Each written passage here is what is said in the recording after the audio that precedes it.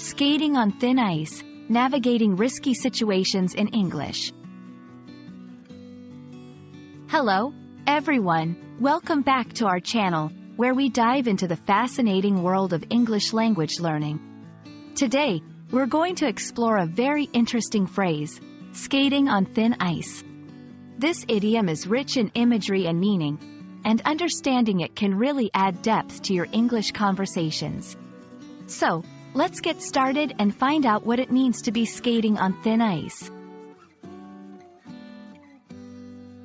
Skating on thin ice is an idiom in the English language that paints a vivid picture of someone skating over a frozen surface that is too thin to support their weight. The ice is at risk of breaking at any moment, plunging the skater into the cold water below. This imagery is used metaphorically to describe a situation where an individual is taking risks or in a precarious position where their actions could lead to danger or trouble. To give you a better understanding, let's look at some examples of how this phrase can be used.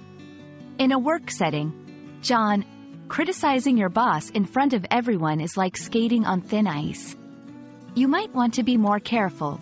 In personal relationships, you're skating on thin ice by forgetting your anniversary again. Your partner might not be so forgiving this time.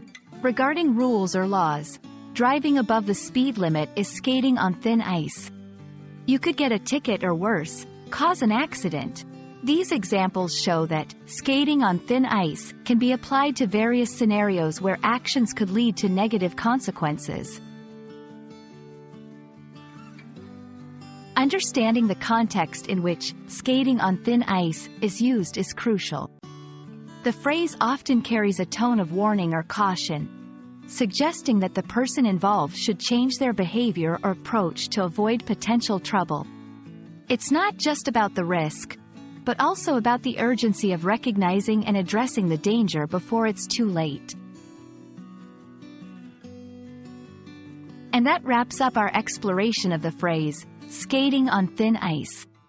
We hope this video has shed light on this intriguing idiom and how it's used to communicate risk and caution in English. Remember, language is not just about words. It's about the pictures those words paint and the emotions they evoke. Thank you for watching, and we hope to see you in our next video. Keep learning and stay curious.